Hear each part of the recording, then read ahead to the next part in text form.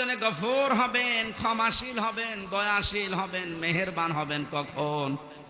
নবীজিকে দিয়ে আল্লাহ বলিয়েছেন ওই কথাগুলো আজকে তাফসীর আকারে আমরা যেন শুনে মেনে চলতে পারি, বলেন আমিন। বিচারের দ্বিতীয় সিস্টেমে এবার আল্লাহর একা ডাকবেন না, দ্বিতীয় ধাপে এবার ডাকবেন আপনাকে আপনার নেতার সাথে। এই যে নামাজের কথা শুনলে যারা আনন্দ পান, রাজনীতির কথা শুনলে যাদের মন খারাপ হয়, এবার এই আয়াতটা আপনি দেখেন তো, ইয়াউমা নাদউ কুল্লা উনাসিন বিইমামিহিম। সূরা বনী ইসরাঈলের ৭২ নম্বর আয়াতের প্রথম অংশে আছে আল্লাহ পাক বলেন কিয়ামতে প্রতিটি মানুষকে বিচারের দ্বিতীয় ধাপে এবার আর একা ডাক দেব না, প্রত্যেকটি মানুষকে ডাকবো তার নেতার সাথে। কার সাথে? এই জবাব দেন। আগে নেতা, ইমাম, এরপরে কর্মী। আপনি ভাবেন তো, যার আদর্শ মেনে আপনি রাজনীতি করেন, যাকে আপনি ভোট দেন, যার পেছনে স্লোগান দেন, যার কাছ থেকে টাকা পয়সা খান, এই লোকটা কিয়ামতে আপনার সামনে থাকবে, আপনি পেছনে। ওর যে সিহারা, ওর যে সুরাত সিরাত, আপনি নিজেও জানেন যে ওর চরিত্র কি। আপনার চাইতে আল্লাহ ভালো জানে না? বলেন বলেন। তাহলে এই লোকটা যদি সামনে থাকে আপনার, আপনি পেছনে, ওরে দেখেই তো আল্লাহর রাগ হয়ে যাবে, আপনার পর্যন্ত যাবে। এইরকম লোকের পেছনে থেকে যদি আল্লাহ আপনাকে দেখে কি হবে বলেন? আমার মনে হয় আপনি ধরা খাবেন। অবশ্য ঠিক, তার মানেও তো ধরা খেয়ে বসে আছে।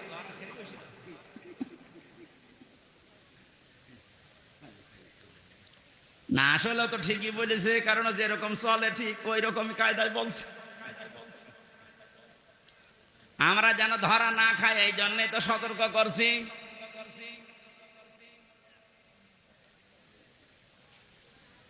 কোরআনে কারিম জানাম জানে এই দুনিয়াতে কারো জন্য একা না, সবার জন্য।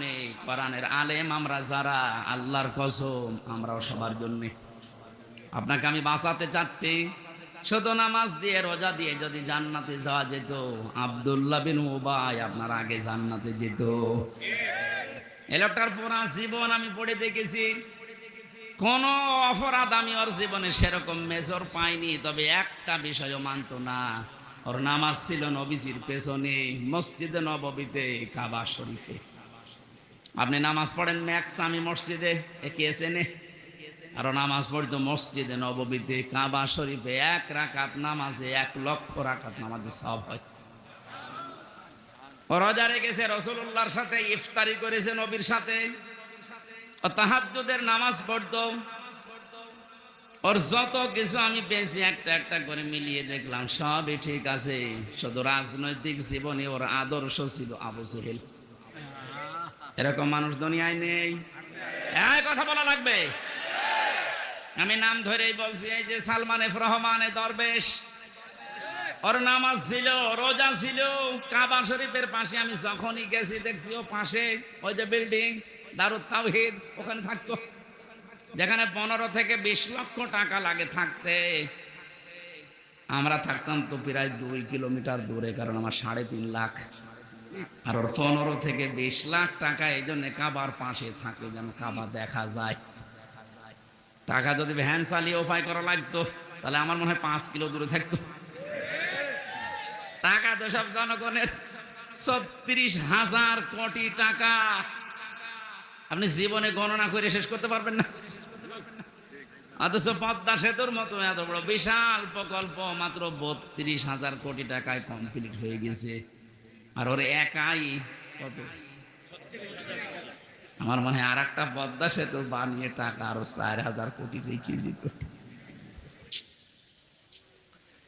এই লোকটার সাথে আব্দুল্লাহ বিন উবাইর আমার মনে হচ্ছে মিল আছে। ওর নামাজ, রোজা, কাবা শরীফ দেখা, ইফতারি করা সব ঠিক আছে।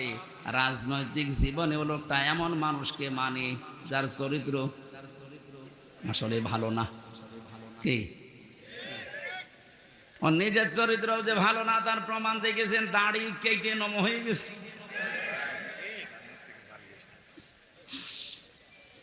প্রশাসনের লোক যখন ধরতে গেছে ওরা কিন্তু চিনতে পারে নাই।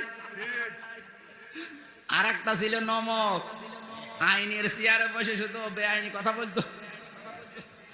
এই লোকটারে যখন ধরে নিয়ে যাচ্ছিল এই আইনমন্ত্রী, অবশ্য আমি একা কেন, ওই যে ওর বেশ ওর দাড়ি কই, দাড়ি কেটে ফেলে দিয়েছে।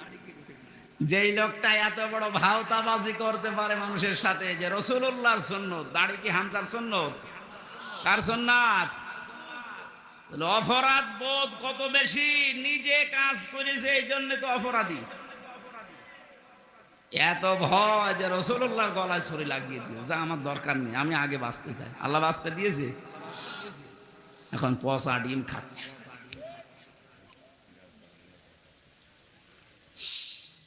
ফরিদপুরবাসী, যেহেতু আপনি বুঝেই ফেলেছেন কিয়ামতের ময়দানে দ্বিতীয় ধাপে আপনাকে আল্লাহ আপনার নেতার সাথে ডাকবে, সুতরাং এমন মানুষের পেছনে থাকা লাগবে যাকে দেখলে আল্লাহ রসুলের কথা মনে হয় এবং যার কর্ম এবং বাস্তবতা রাসূলুল্লাহর সাথে মিলে যায়। এরকম মানুষের দেশে নেই। আমরা এই প্যান্ডেলের ভেতরে এসে কত কথা বলার পরে বলে ঠিক আছে, এখান থেকে যাওয়ার পরে সব উল্টিয়ে ফেলি। এই জন্য আমাদের কপালের কোনো পরিবর্তন নেই। এবার আর ভুল করা যাবে না। কি কথা বলে না কেন? এবারও যদি ভুল করেন আবার পেছিয়ে যাবেন। আশা করছে আপনার বিবেক কাজে লাগবে। এজন্য কোরআনে কারিমের নামাজের কথা বললে আপনি ভালোভাবে মেনে নিয়েছেন, রোজার কথা বললে মেনে নিয়েছেন, অন্যায় যেখানে প্রতিবাদ সেখানে, এটার আরবি নাম জিহাদ। জিহাদের কথা বললে আপনি জঙ্গি মনে করেন, জিহাদের কথা বললে রাজনীতি মনে করেন। তাহলে আয়াতটার সাথে তো আপনার বাস্তবতা মিলছে যে কিছু মানেন আর কিছু মানেন না।